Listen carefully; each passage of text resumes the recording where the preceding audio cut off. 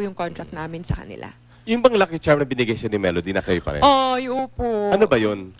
Bracelet po siya na pearls na may cross sa pinakahuli. Yeah, okay. Nakita ko yung duha nito. Oo, Maagos. yak Grabe po. Grabe. Pero nag-enjoy ka sa Las Vegas, no? Sobra po. Nag-slot machine ka? Hindi rin po kasi ako marunong. At saka bawal po sa sobrang hectic po. Pero ng nanalo ka schedule. doon sa contest ng kainan ng chicken, ha? Oo.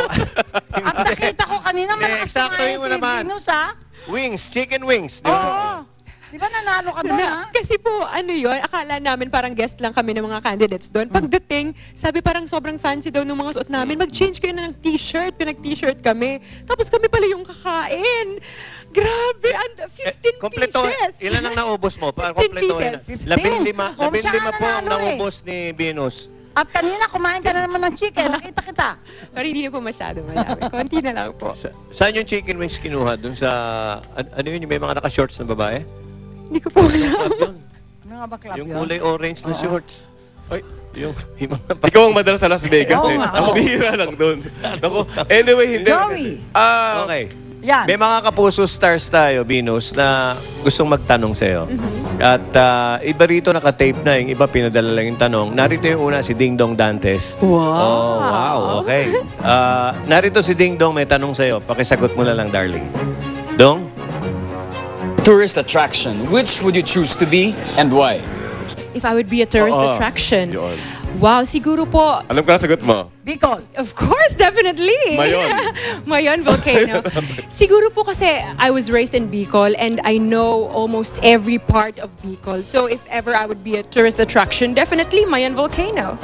Ito na, from Perfect. showbiz. Ito, showbiz politics. Si Senator Bong Revilla may itatanong. Sen? Venus, sa mga problemang kinaharap ng ating bansa ngayon, ano sa tingin mo ang dapat nating unang solusyonan?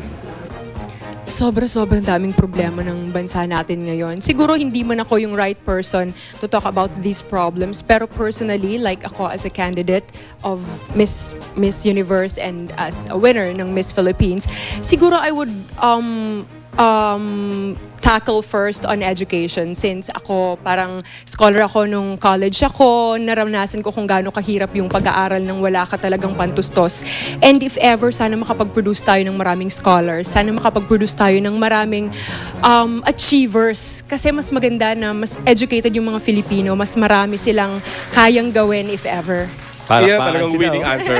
Thank you. Nagpalakpakan. Dapat yan ang tinanong ni William Baldwin, eh. Hindi, gusto ko na malaman. Okay, yung hostage tragedy na nangyari, the EV4, alam mo ba yung mga pangyayari? Actually, hindi ko po alam kasi wala na rin kaming time para manood ng news. Pero marami po akong friends na nagte-text, nag-i-email na, ito yung mga nangyayari. Before the pageant? Before the pageant. if Naka-apekto ever. sa'yo?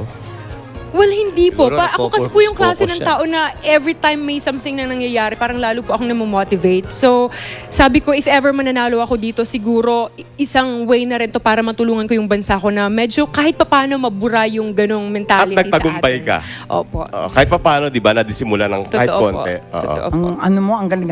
Teka muna, may isang tanong eh. Kaya lang, wala dito yung magtatanong siya. Ako na lang magtatanong. Kung halimbawa, may iwan ka sa isla. Parang survivor? Oo, parang survivor. Sino sa mga kandidata ng Miss You ang pipiliin mong makasama? Isa lang. Definitely si Miss Malaysia po. She's my roommate and nakilala ko siya na sobrang Mabait siya? bait po. Oo. Na early in the morning, kapag nag-alarm na yung ring, yung alarm clock namin, hindi pa ako gumigising. Babe, wake up! It's 6 o'clock! Wow, babe, ang tawag sa'yo. ah. Yes! Ganun yung tawagin namin. Nagkakaroon ako mali siya. Ito naman. Sobra ka naman. Hindi Babe, po. ah. Hindi po. At sobrang bait niya lang. And babe. siguro, sobrang comfortable ako sa kanya. Kaya, if ever, siya talagang dadalhin ko. Ito lang, hindi. Sige, message mo sa entire Filipino people. Ngayon po parang sa dinami-dami po ng pinagdaanan ng bansa natin, personally ako, sa sobrang daming pinagdaanan ko, ngayon parang gusto kong ma-realize ng buong bansa na kahit anong problema pong pinagdadaanan natin, may reason kung bakit yan nangyayari and definitely may maganda pong mangyayari after everything. So wag po tayong mawawala ng pag-asa. Galing-galing ni Venus, ah. Kay Melody na lang. Si Mel, alam ko masaya siya sa kung ano man pong na-achieve ko kasi isa po siya sa mga tao na nag-push talaga sa akin na sumali ng Binibining Pilipinas and definitely Miss Universe. Alam ko, Mel, masaya ka para sa akin and I'm very, very thankful na nakilala kita at naging kaibigan. Thank you po. Congratulations talaga. Thank you so much. Congratulations. We are so Proud proud of kami. you. Thank you po. Okay, mga kaibigan. Happy birthday Ito muna kay pinakamahirap Aisel Airoso. para sa iyo yan, no? Itong mensahe niya. Kay James Sino Miguel pa? Sige. at kay Si Mrs. Brian Linda Rapal, David. na taga Bicol din, Happy birthday birthday. ngayon. Antindi nito. Maraming salamat, Maria Venus Ra. You will Okay. forever Ra, be ra, ra. our Okay. Miss Universe. Thank you Ra, so ra, much ra. po. Magbabalik po ang start no. Thank you. Maria Magbabalik Venus po. Ra. Magbabalik pa po ang Pabor ba kayo na gumamit ng interpreter ang kandidata ng Pilipinas sa mga international beauty pageants? A, oo, B, hindi. To vote, just type react space A or B at isend sa 4627. Kung hindi ka pa nakakapag-register, just type react space on at isend sa 4627. O ano, TX na! Ano ang mga totoong nangyari sa isla ng Survivor? Ang host ng Survivor Celebrity Showdown na si Richard Gutierrez ang saksi sa mga kaganapan at narito siya, live, susunod na sa Star Talk TX! Star Talk TX!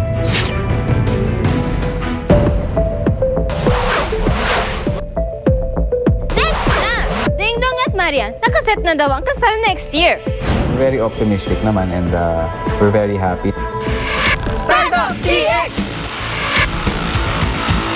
Bahu! Subjects, hosting plasticated. The Hoctionary, plasticated, meaning people who are not true to feelings, saying one thing, thinking another. In short, plastic.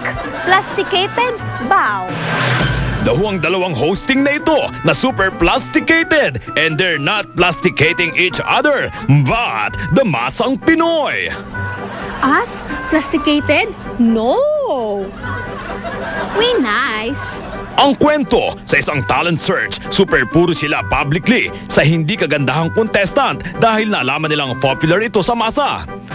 I love you. You're the best. Pero sa likod ng public, super nininega pala nila ito. Work. Tsaka you.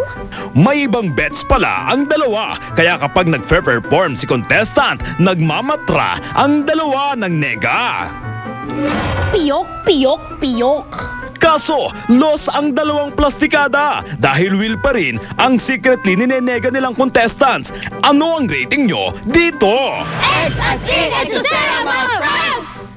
Dahuang dalawang plasticated na ito. Friendship, pag di nyo nahulaan, I hate you na. Dahil isosyogo namin sila sa name songs na Ana Katigbak at Donna Amelia Arroyo. Yun na!